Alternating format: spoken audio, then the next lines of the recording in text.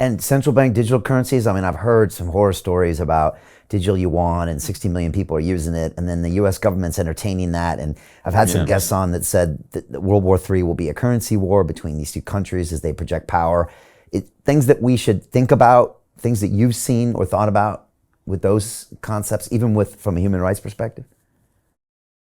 Yeah, I think central bank digital currencies are a disaster for civil liberties. I mean, obviously they are a play against the current dominant form of money, which is created by corporations. Like and today, banks they issue loans, they create deposits, they work with companies like Visa and PayPal or whatever to facilitate all of our economic activity.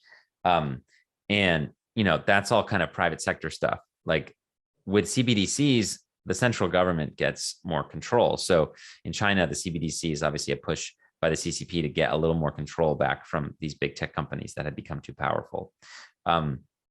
It's a centrally planned money system. I mean, it's a way for the government to take the little freedoms we have left in cash, which, look, cash can still be demonetized and it can still be devalued, fine.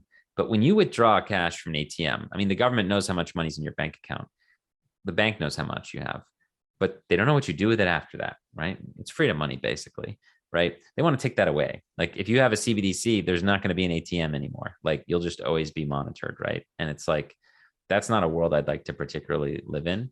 And I won't have to live in it because we have Bitcoin. We have a plan B. Like, so I think CBDCs are coming. They're going to replace cash. I think kids born today won't ever use paper money, really.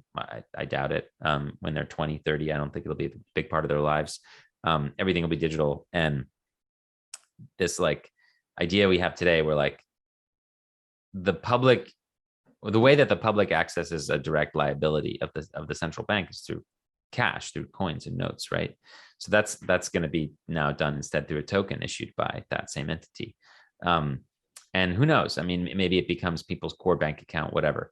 But the fact is, it's obviously ripe for censorship, social engineering, discrimination, blacklisting, all that stuff. The other side of CBDCs is the monetary piece. Like it makes it very easy to do like stimulus checks, like at the press of a button to like millions of people. It makes it very easy to impose expiration dates on your income. It makes it easy to impose negative interest rates. It makes it easy to financially repress people and force them to spend.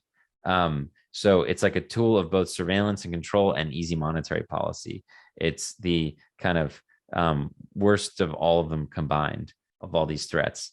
And Bitcoin's like, again, the perfect like counter, because it it allows us to be able to, communicate and do commerce and be human with each other in a way that can't be stopped, and gives us a monetary medium that can't be debased. So I think it's like the perfect shield to this threat.